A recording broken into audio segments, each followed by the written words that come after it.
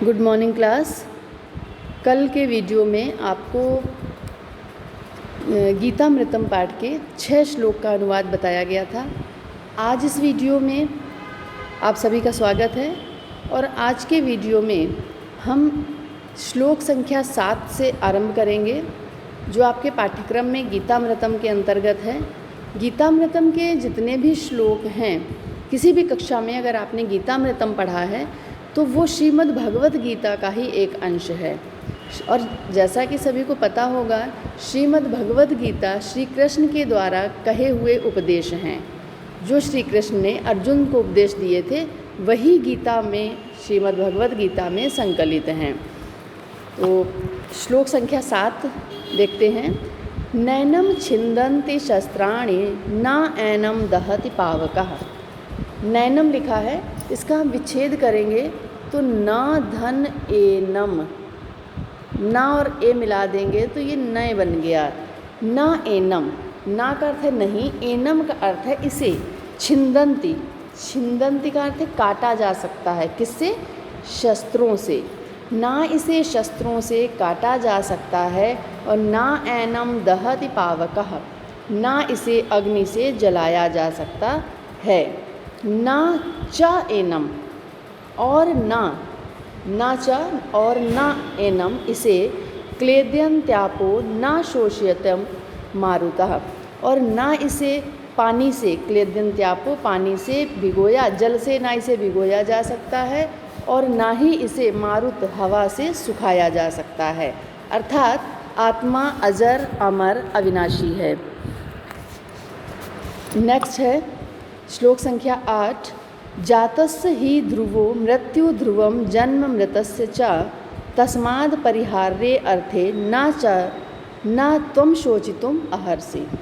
तस्माद् कहाँ से ये है? जातस्य का अर्थ है जन्म, ही ध्रुवो का अर्थ है निश्चित, जन्म लेने वाले, अर्थात जातक। जातक का अर्थ होता है जो जन्म, जिसका जन्म हुआ है।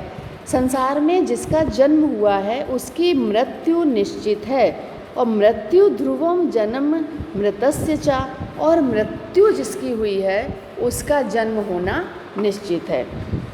जिसका जन्म हुआ है उसकी मृत्यु निश्चित है, और जिसकी मृत्यु हुई है उसका जन्म होना निश्चित है। तस्माद् अपरिहार्ये अर्थे न त्वं शोचितुम अर्हसि। इसलिए इनके लिए जब हम जन्म होने पर शोक नहीं करते हैं तो मृत्यु के लिए शोक क्या करना। जन्म और मृत्यु दोनों समान अवस्थाएं हैं, दशाएं हैं ये शरीर की। इसलिए यदि हम जन्म पर शोक नहीं करते हैं तो मृत्यु पर शोक करना भी उचित। शोचितुम अर्हसि, शोक नहीं करना है। तात्पर्य ये है कि हमें दोनों, तस्माद् परिहार्ये अर्थे, दोनों ही अर्थों में, दोनों ही कारणों में हमें शोक नहीं करना चाहिए। श्री कृष्ण अर्जुन से कहते हैं ये। यद्रच्छया च उपपन्नम स्वर्गद्वारम अपावृतम। यद्रच्छया अपनी इच्छा से, स्वेच्छा से, च उपपन्नम स्वयं उत्पन्न हुए, स्वर्ग द्वारम अपावृतम, अपावृतम का अर्थ है खुले हुए, स्वर्ग के द्वार को।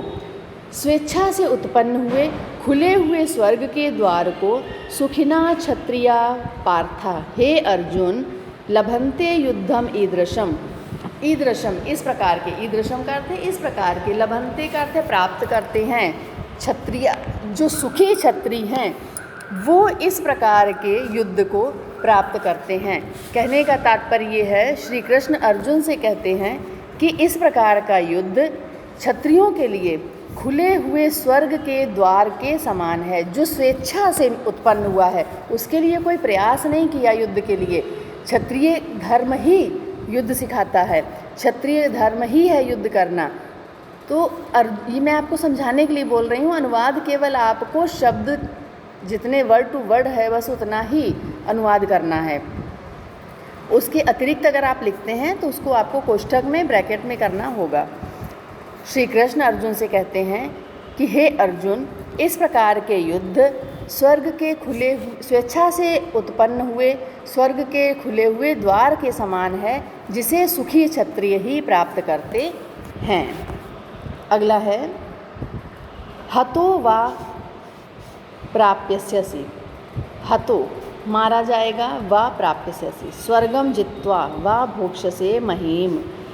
यदि मारे जाते हो, प्राप्यस्यसि मारे जाते हो, इस युद्ध में यदि तुम मारे जाते हो तो स्वर्ग मिलेगा, स्वर्ग की प्राप्ति होगी। और जित्वा और जीतते हो, जीत कर भोक्ष्यसे महीम पृथ्वी का भोग करोगे।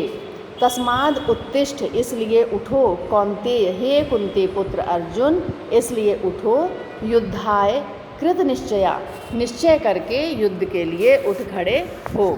श्री कृष्ण अर्जुन से कहते हैं कि यदि इस युद्ध में मारे जाते हो तो स्वर्ग की प्राप्ति होगी। क्यों? इसको ब्रैकेट में हम लिखेंगे, क्योंकि अर्जुन धर्म के लिए लड़ रहे थे। और यदि जीतते हो, जीत कर पृथ्वी का भोग करोगे, क्योंकि वो न्याय के लिए लड़ रहे थे। इसलिए हे कुंती पुत्र अर्जुन उठो और निश्चय करके युद्ध के लिए खड़े हो जाओ। तो ये आपके गीतामृतम पाठ के सारे श्लोक का अनुवाद बता दिया गया है, जिसे आपको कॉपी में करना है और अच्छी तरह से समझना है। फिर से एक बार देख लीजिए। न एनम छिन्दन्ति शस्त्राणि न एनम दहति पावकः न च एनम क्लेद्यन्त्यापो न च शोष्यति मारुतः। न इसे शस्त्रों से काटा जा सकता है, न इसे अग्नि से जलाया जा सकता है, और न इसे जल से भिगोया जा सकता है, और ना ही इसे हवा से सुखाया जा सकता है। ब्रैकेट में लिखेंगे, अर्थात आत्मा अजर अमर अविनाशी है। अगला है जातस्य ही ध्रुवो, जिसका जन्म हुआ है उसकी मृत्यु निश्चित है, और मृत्यु ध्रुवम जन्म मृतस्य च, और मृत्यु होने वाले का जन्म होना निश्चित है। तस्माद् परिहार्ये अर्थे न त्वं शोचितुम अर्हसि, इसलिए इनके लिए शोक करना उचित नहीं है। यद्रक्ष्या च उत्पन्नम स्वर्गद्वारम अपावृतम सुखिना क्षत्रिया पार्था लभन्ते युद्धम ईदृशम। इस प्रकार का युद्ध स्वर्ग के खुले हुए स्वेच्छा से उत्पन्न हुए स्वर्ग के खुले हुए द्वार के समान है, जिसे सुखी क्षत्रिय ही प्राप्त करते हैं। अगला है हतो वा प्राप्यस्यसि स्वर्गम जित्वा भोक्ष्यसे महीम तस्माद् उत्तिष्ठ कौन्तेय युद्धाय कृत निश्चया। स्वर्ग यदि इस युद्ध में मारे जाते हो तो स्वर्ग की प्राप्ति होगी, और यदि जीतते हो, जीत कर तुम पृथ्वी का भोग करोगे। इसलिए हे कुंती पुत्र उठो और निश्चय करके युद्ध के लिए उठ खड़े हो। तो इन सारे श्लोक बहुत ही इम्पॉर्टेंट हैं, ये परीक्षा के लिए बहुत महत्वपूर्ण हैं। अच्छी तरह से इनका अनुवाद आप पढ़ लीजिए, समझ लीजिए, फिर भी जो ना आए उसे आप पूछ सकते हैं। धन्यवाद।